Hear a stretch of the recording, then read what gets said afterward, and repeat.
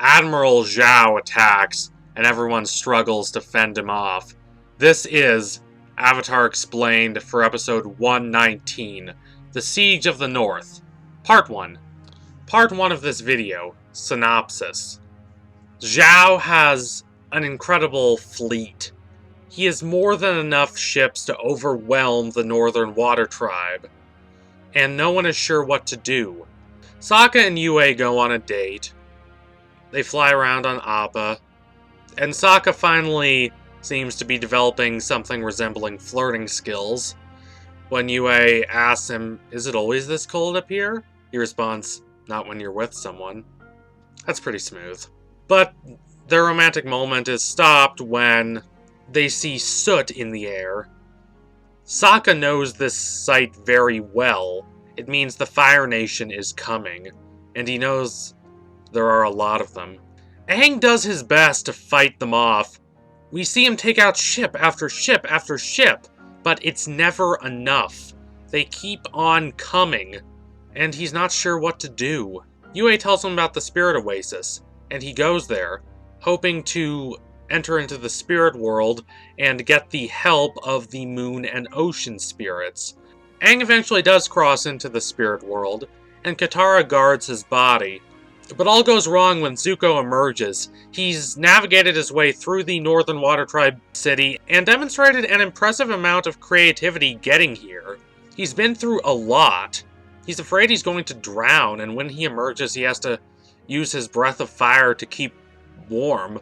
The North Pole is no place for a firebender, but he perseveres anyway, because that's what he does. He never relents. Katara defeats him when the moon's out, but when the moon sets and the sun rises, Zuko gains power, and with stronger firebending he's able to defeat Katara, even though she is a much more talented waterbender now that she is trained with Master Pakku. She's quite good, she's just not good enough to beat Zuko. And the episode ends on a sense of uncertainty. It ends on a sense of anxiety. We don't know what's going to happen. Not to Aang, not to Zhao, not to Sokka and Yue. And it's a really effective cliffhanger. Part 2. Analysis. If there's one thing that shouldn't work here, but does, it's the Sokka-Yue relationship. It becomes more melodramatic here, and normally that's a bad thing, but it grounds the episode. Yes, I'm sure that's never a phrase you expected to hear. Melodrama that grounds an episode, but it really is the case. We don't know what's going to happen to these people. We have a general sense that Aang is going to somehow emerge triumphant and survive, because he is the titular character of this show, but we don't know what's going to happen to Yue, and we don't know what's going to happen to the bond between them. There's real stakes here. It's not a sure thing, and that makes it work better. That makes the drama more earnest and heartfelt.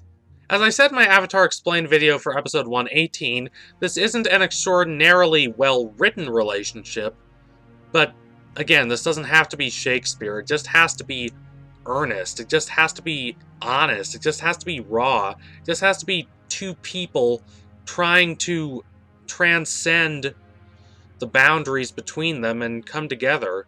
And it delivers. It stops the episode from feeling too focused on fights. It stops the episode from being focused too much on things that don't really have a resolution in this episode and continue into the next one.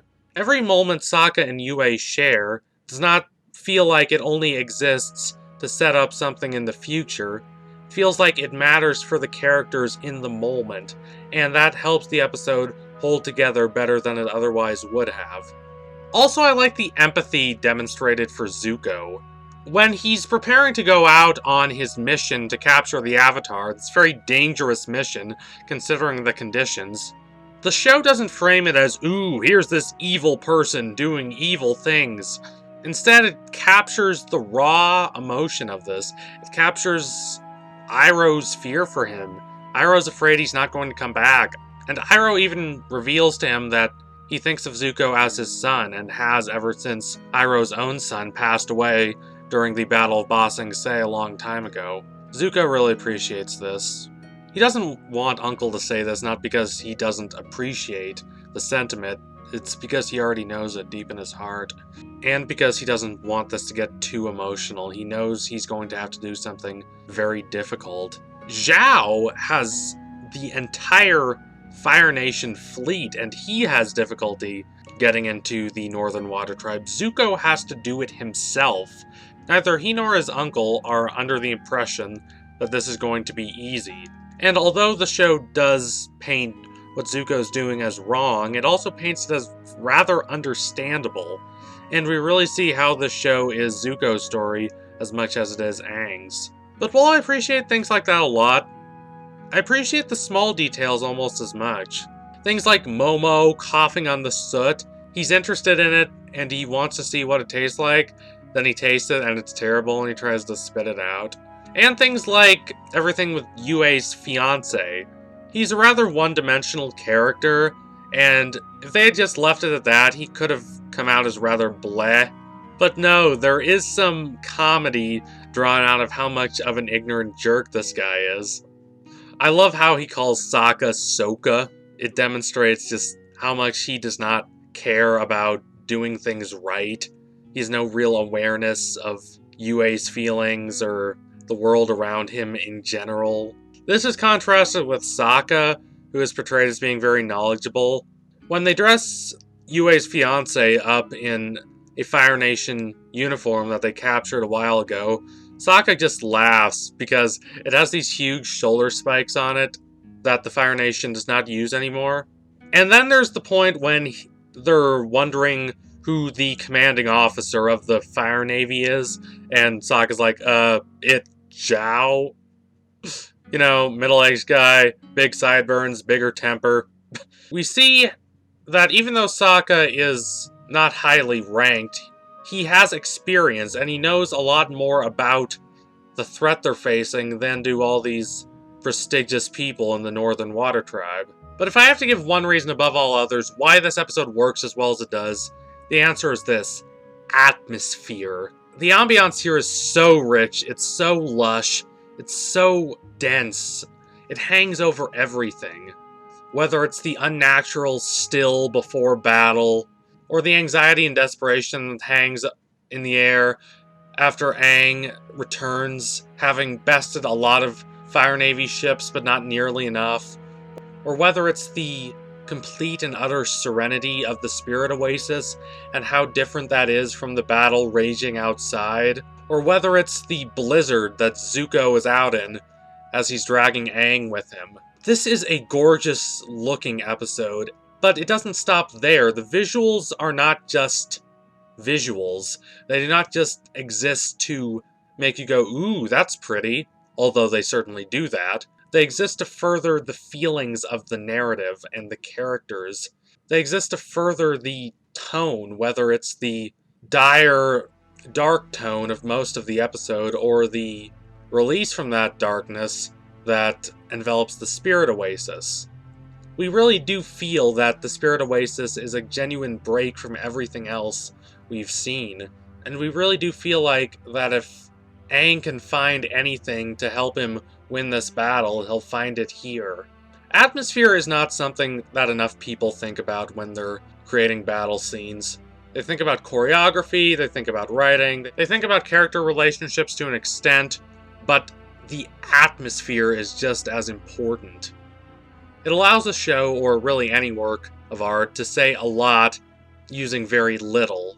Even a little bit of atmosphere goes a long way, and when there's so much of it throughout this episode, and it's so evocative, it can transform what would otherwise be a quality episode of Avatar, but not one that people would really remember, to something really special. It's hard to make a part one of a two-parter stand out, but Avatar manages to do it with this episode. Part 3 of this video. Context. I have to talk about Yue's fiancé first. In this episode, we see that he does not get Admiral Zhao's name right. And when he says it wrong, Sokka corrects him, but he's not listening to Sokka. So when he launches his sneak attack on Admiral Zhao, he pronounces his name wrong. It's just another sign of his complete incompetence. And he is treated very lightly by the show.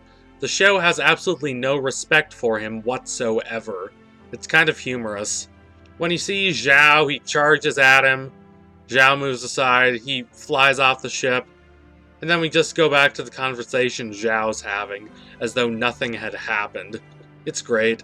I don't normally like these one-dimensional, bully, loathable love interest types, but it's hard not to kind of smile whenever this guy's on the screen, because he is just so absent of any redeeming qualities.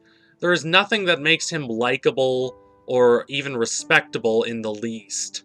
Moving on to more important matters, we see Zhao's plan to destroy the moon first raised here. He executes it in the next episode, and he succeeds. He does destroy the moon for a while. Of course, it is brought back by the end of the episode, with Yue giving her life to restore balance to the world. But it is nonetheless Zhao's signature activity, and it shows how he has completely gone mad.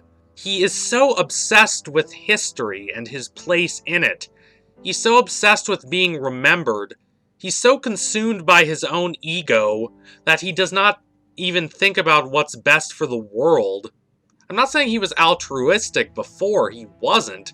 He was self-serving, but at least his ego was grounded. Now it's not. By the end of the series, he's not quite as bad as Azula gets by the end of Season 3, but he is also very much not normal and not alright.